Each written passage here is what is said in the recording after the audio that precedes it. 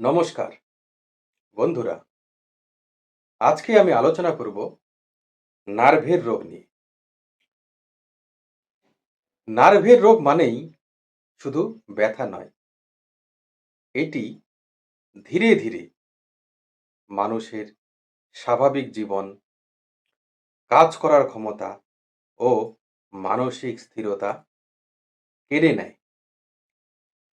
হাত পা ঝিনঝিন করা, অবশ হয়ে যাওয়া, জ্বালা পোড়া ভাব, একটা বিদ্যুৎ শকের মতো অনুভূতি, এসবই নার্ভের সমস্যার প্রাথমিক সংকেত, যেগুলো অবহেলা করলে পরে মারাত্মক রূপ নিতে পারে।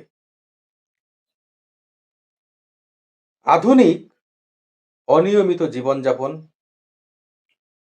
দীর্ঘ সময় মোবাইল ব্যবহার ও কম্পিউটার ব্যবহার, ডায়াবেটিস, ভিটামিনের ঘাটতি, মানসিক চাপ এবং পুরনো আঘাত থেকেই আজ নার্ভের রোগ সবচেয়ে বেশি দেখা যাচ্ছে।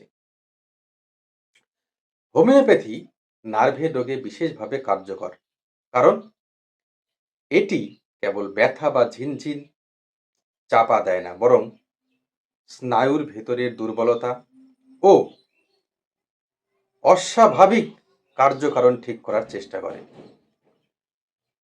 অসংখ্য হোমিওপ্যাথিক ওষুধ আছে, কিন্তু বাস্তবে নার্ভের সমস্যার দুটি সবচেয়ে বেশি ও কার্যকর ও বহুল ব্যবহৃত দুটি ওষুধের নাম আমি করছি। তবে এই দুটি ওষুধ আপনারা সিমটম না মিললে আপনারা ব্যবহার করবেন না। পুরোপুরি লক্ষণ মিললেই ওষুধ দুটি ব্যবহার করবেন, তাহলে আশা করি আপনারা ফল পাবেন। তো ওষুধ দুটির নাম আমি একটু পরে করছি। ওষুধ দুটির কার্যকারিতা নিয়েই একটু প্রথমে আলোচনা করছি। বিশেষ করে যখন স্নায়ুতে আঘাত, তারপরে কাটা, চেপে দেওয়া বা অপারেশনের পর ব্যথা থেকে যায়,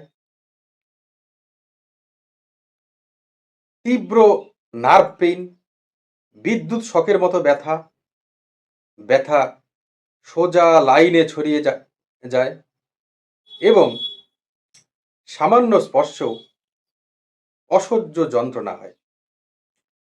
যারা কোমর থেকে পায়ে নামা নার্ভের ব্যথা, যেমন সায়াটিকা, আঙ্গুল অবশ ভাব বা পুরনো ইনজুরির পর নার্ভের সমস্যায় ভোগেন, তাদের ক্ষেত্রে যে মেডিসিনটি অত্যন্ত কার্যকর তার নাম হলো হাইপেরিকাম। হাইপেরিকামকে আপনারা প্রথমে 30 পোটেন্সি ব্যবহার করবেন, বেশি না। পরপর 2 দিন সকালবেলা দিবেন। যদি উন্নতি পান তাহলে রোগ লক্ষণ না বাড়া পর্যন্ত আপনারা কখনো এই ওষুধটিকে ব্যবহার করবেন না। যদি আবার বাড়ে তখন আবার পরপর 2 দিন দিয়ে আবার বন্ধ করে দিতে হবে। তারপরে আস্তে আস্তে উচ্চ শক্তিতে আসতে হবে, তাহলে দেখবেন আপনার এই নার্ভের সমস্যাটা আস্তে আস্তে কেটে যাচ্ছে। এই হাইপেরিকাম অনেক সময় দুর্ঘটনা বা পড়ে যাওয়া বা কাটা ছেঁড়ার পর বাহ্যিক ক্ষত সেরে গেলেও ভেতরের নার্ভের ব্যথা রয়ে যায়। এই ধরনের সমস্যায় এই ওষুধ অসাধারণ কাজ করে। হাইপেরিকাম শুধু ব্যথা কমায় না, এটি ক্ষতিগ্রস্ত নার্ভকে পুনরুজ্জীবিত করতেও সাহায্য করে। ফলে ধীরে ধীরে অবশ ভাব, ঝিনঝিন কমে আসে। এবার দ্বিতীয় ওষুধটার কার্যকারিতা নিয়ে আমি আলোচনা করছি, যাকে নার্ভের টনিক বলা হয়। মানসিক চাপ, অতিরিক্ত চিন্তা, দীর্ঘদিনের ক্লান্তি, অনিদ্রা, তারপর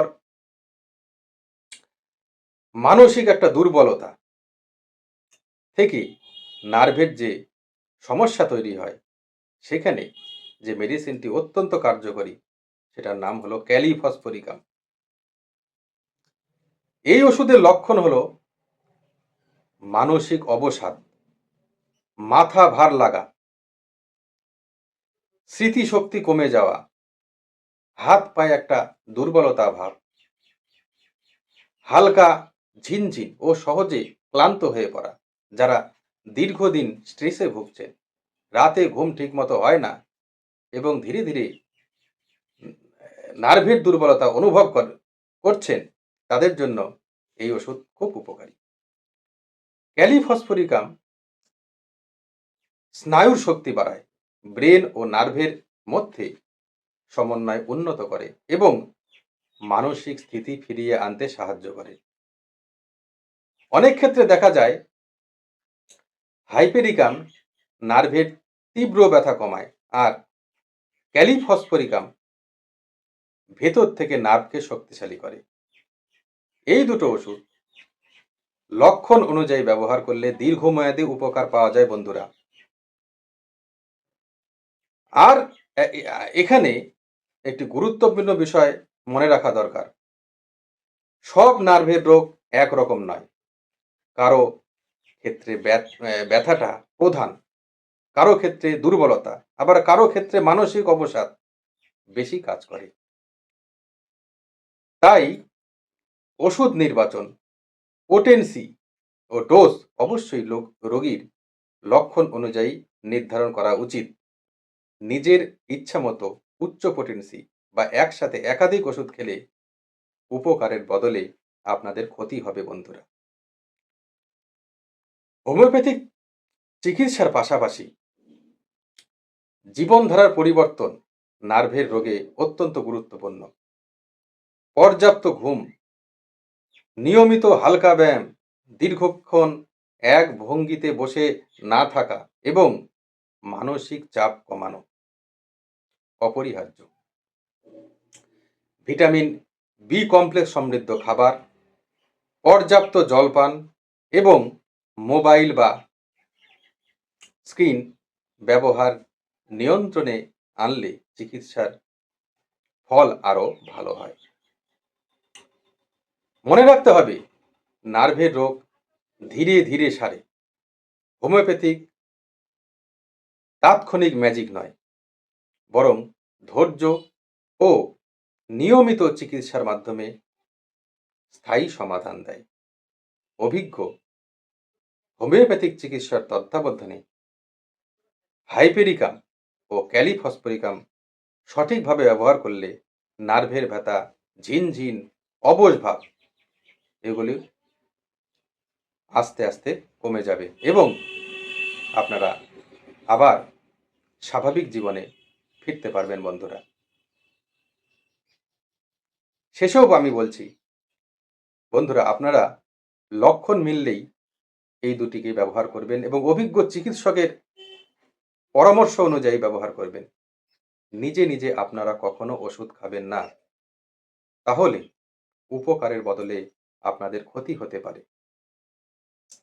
তাই সঠিকভাবে ওষুধ নির্বাচন করুন, তবেই আপনারা এই নার্ভের রোগ থেকে মুক্তি লাভ করবেন।